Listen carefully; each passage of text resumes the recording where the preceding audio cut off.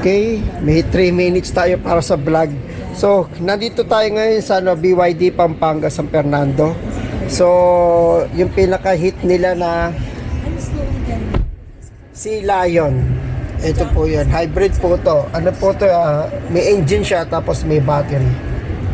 To make sure that Ito yung pinaka-ano niya, interior niya. Medyo okay lang siya, medyo mataas. Tapos ito, malambot naman. Busina. Walang busina. Naka-disable siguro. Naka-assist ng ano siguro to malamang. Sa ano tawag, showroom mode. Parang gano'n. May gano'n sila. Ito tawag nila dito is Heart of the Ocean. Itong cambio na to. Parking. Ito. EV, HEV, start stop, parking. Yan, tapos merong mode okay, pagka ano na alamin natin sa kanila. Pero malaki yung monitor niya. Ito na ano to yan, napipihit siya kung gusto mo pa horizontal, gusto mo pa vertical. Pero as of now yung aircon hindi gumagana, nakamode nga.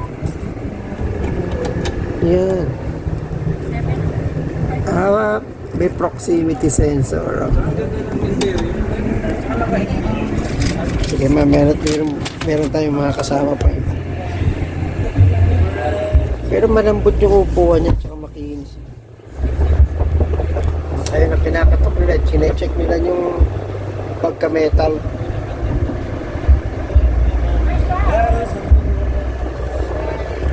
Pero baka tayo mano.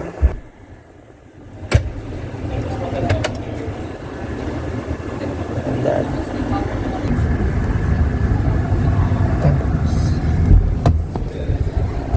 Yung speaker niya Infinity. Sige mamaya testingin ko, kaya lang baka tayo maka-copyright.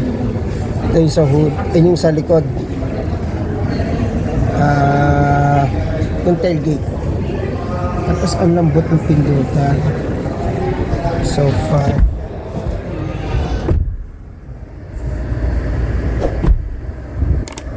Sige mamaya exterior natin sa likod. Nababago sa ito.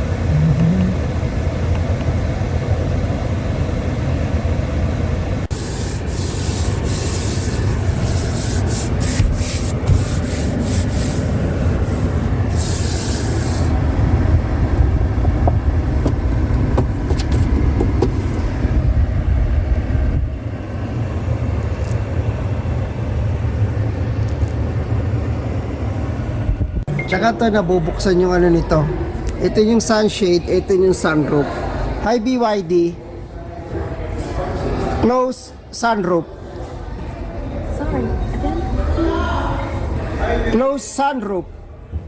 Maybe one more time. Sunroof close. Oh, di ba? Oh, di ba? Ginagalaw dyan, ha? Hi BYD, close sunshade. Say that again. Sunshade close. Sunshade close. Okay, where's the blind? Diba? Sumasarado, oh. Oh. Ganda, no? Sinasarado ng bata niya pintuan. So, ito, driving position ko to, I'm 5'4". 5'5" po pala ako, sorry. Oh, mataas po yung ano niya. Ang laki po ng space. Tapos, ito, medyo nakababa pa. Siguro pwede itong pihitin. May ilaw ay proximity lang siya. Tapat mo ni daliri mo. Bubuhay siya. Tignan natin to. Parang masyadong maka-recline. Hindi ko rin alam kung paano pa pinipihit. Pero may ano to. Napipihitan. Hindi pa naman natin alam kung saan. Bago pa. Ayan. Ay, ang ganda. Maluwag. Tapos, hindi ko lang alam sa iba. At saka, wala siyang center tunnel, diretso siya. Ayan. As in, diretso siya flat. Wala siyang tambok dito. So, kung uupo yung nasa gitna, same lang din. Ayan, same lang din. Hindi rin siya mahirapan. Ayan. Ayan, nasa gitna po ako, tapos sa baba. Ayan, diretso siya. Flat.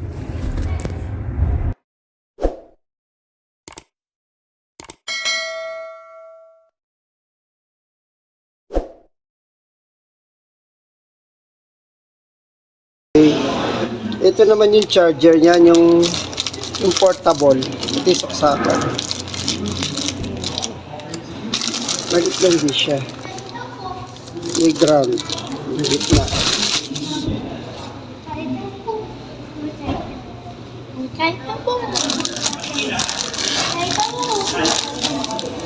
Power charging port. Pag port siguro kalang ground. Type 2. Charging. Ito ay 1.7 kilowatt.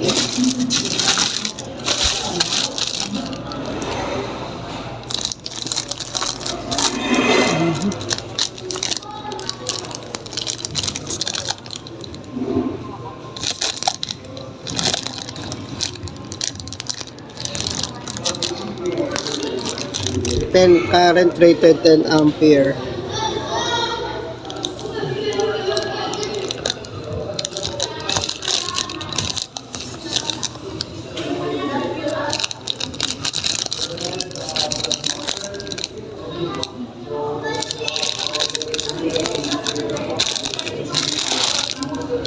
Para makita.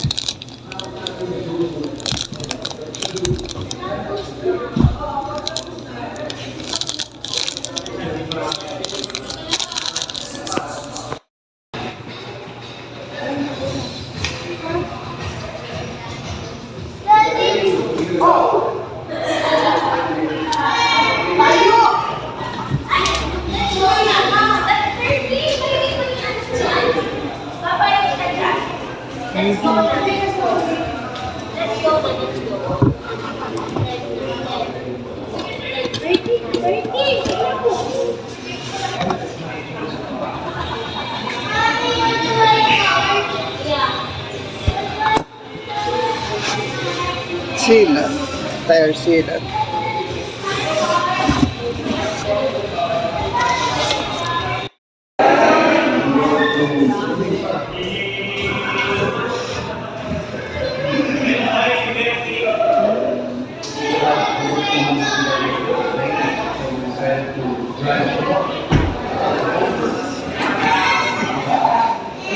Airbags.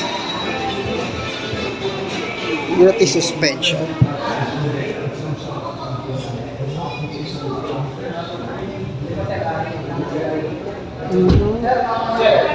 Independent link. Para siyang sa Civic. Tapos shock.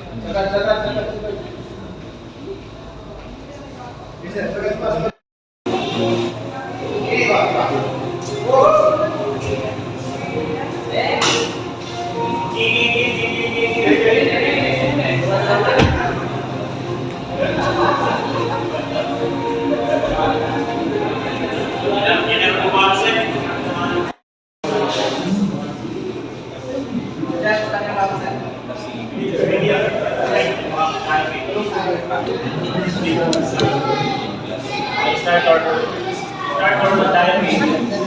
Media. Display mode ko na rin. Battery.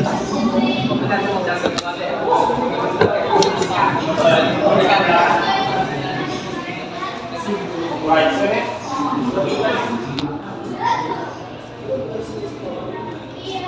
Sana all. Ang tahimik oh. Alang tunog.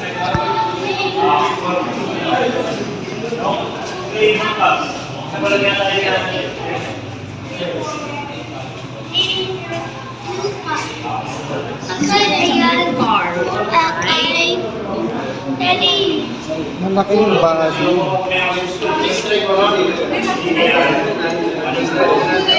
City Comfort 225 by 50. Ang mags niya is 19.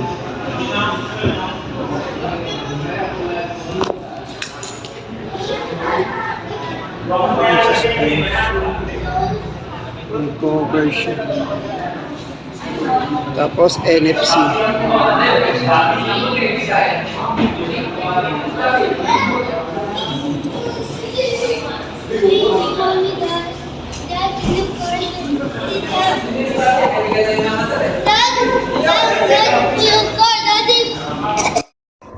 Okay, so yung sa ano, kita mo yung ilalim ah. O, di ba? Ano? Oh my God! Wow! Ah, may camera sa ilalim ano. Hindi sir, wala siyang camera sa ibaba. Kuha lang talaga lahat sir. Kuha lang Kasi talaga. dahil nakapaikot yung mga camera niya. Okay. Okay.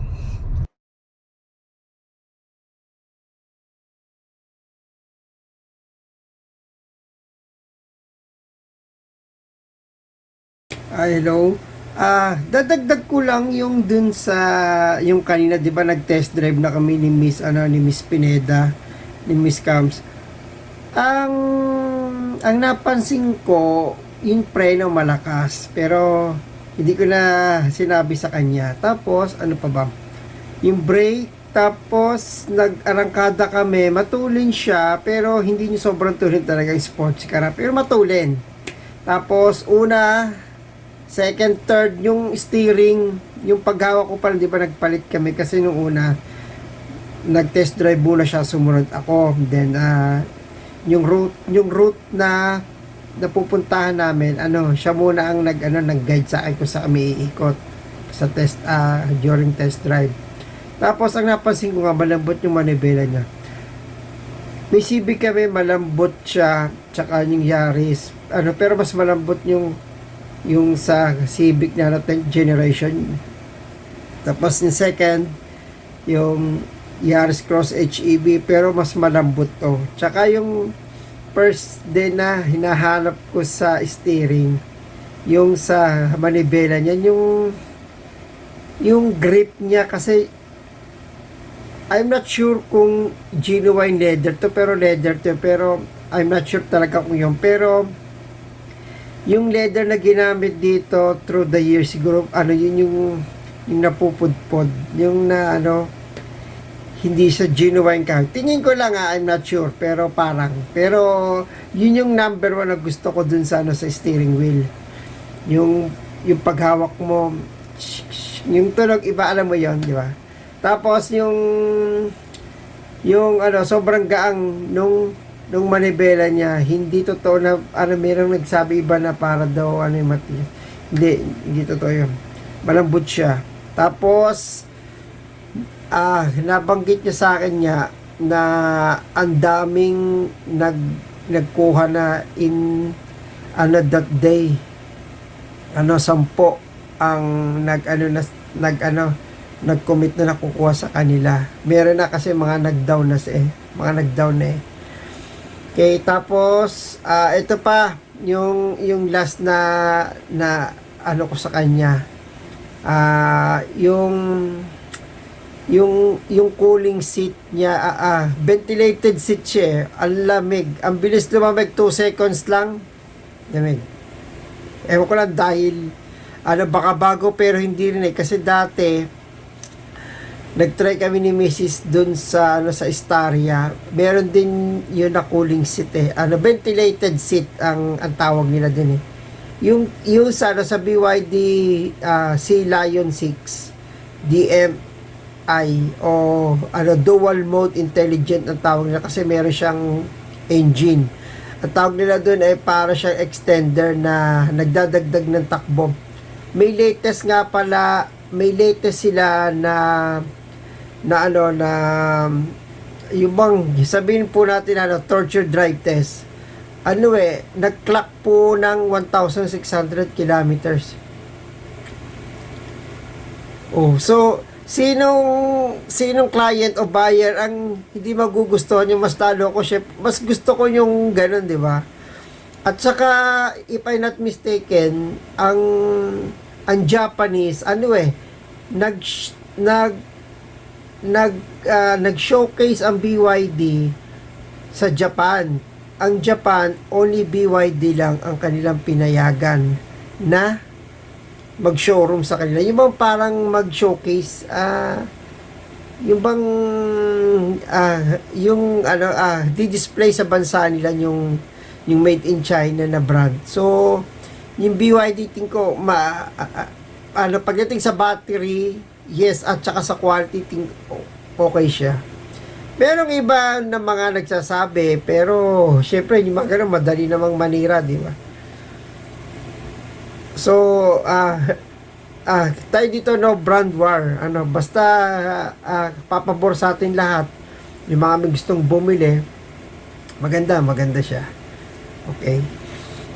Tapos ano pa ba? Yung cooling seat din tayo huminto daw, yung cooling seat. Masarap siya, ang lamig. So parang yung likid mo pag nagdadrive ka, bali meron yun may dalawa yung cooling seat niyan, yung nasa puwitan at saka yung nasa backrest. Malamig. Yung backrest kasi may cover pa ng ng tele. Kaya hindi ko mapil. Pero nararamdaman mo lumamig. Hindi na umiinit yung likod mo. Okay siya. Maganda siya, maganda. May pera lang sana. Yung pangcash mo agad mga 1,548,000. So, kung ang gusto mo yung malit ang DP mo, mag-cash ka ng, kung gusto mong malit ang monthly mo, mag-DP ka ng, di ba, ng maliit lang. Then, tapos, pa ba? Yun lang. Pero, kakalkalin ko pa sana At saka yung sa suspension niya, napansin ko, ang gamit nila, multi-link So, yung parang sa sa mga high-end na sasakyan, yung sa mga Civic, ganyan. Yung Yaris Cross kasi namin, ang rear suspension niya is, torsion beam pa ang gamit So, pag nalubak yung pa ganon, pero pagka multi-link kasi, kung ang nalubak lang itong left side mo, yung left side lang ang gagalaw, pero yung right side mo hindi. So, yun ang advantage ng ng multi-link. Maganda nakita ko. So, mas maganda pa siguro kung puntahan ko ulit. Nag-message ulit sa akin si Kams Ma'am Kams, thank you nga pala kanina. At nagapura kasi ako kasi si Mrs. At saka yung anak ko, susunduin ko sa Philippine Arena. Medyo nagapura ako, pasensya na. Gusto ko pa sanang magtanong pa sa'yo sa iba pa. At saka yun pala, yung makina niya, grabe ang tahimik. Di mo alam na umaandar, akala mo nakabattery kasi nung pagpasok namin, ang sabi niya sa akin, sir, yung po palang battery po natin, hindi na po natin magagamit kasi naubos na, siguro kaka-test drive maghapon. Yung nakita ko 100 na yung odo niya, 100 plus kilometers na. So since yung kanina sa kaikot siguro, siyempre hindi natin alam kung kung saan pa nagpunta yung sasakyan na yan, pero naubos na 19% na, pero nakikita mo pagka tumatakbo kayo, nagcha-charge siya. Meron siyang meron siya doon panel na LCD, makikita mo nagcha-charge siya. Tapos yung window niya maganda rin. Basta maganda. Meron siyang yung may tinatawag sila na para hindi ka nakikita. Dun sa privacy glass, yung sa rear ang meron. At saka yung front, saka yung back niya, meron siyang, ang tawag po dun latest acoustic sound. Para po hindi naririnig yung noise sa labas. Nakokontrol ng windshield sa harap tsaka sa likod. Maganda, ang dami niyang features, ano, pero sana later on medyo babaan sana ni ano, ng Ayala yung price. Kasi if I'm not mistaken, nabasa ko, ano ang introductory price nito nasa $18,000 eh. $18,000. So, assume natin nasa ano yun, 900,000. So, sa market natin is 1.5. So, assume natin na 500,000 ang profit, di ba? So, parang laki naman. BYD, baka naman, Ayala. Medyo, natin kasi, nagbaba na ng tariff, di ba? Ang Philippine, regarding dyan sa po natin, EV, ganyan. Para yung mga tao, ma-force natin, bumili na sila ng, di ba? Ng EV. Okay, maraming salamat po. Napapasobra na. Bye-bye. Thank you.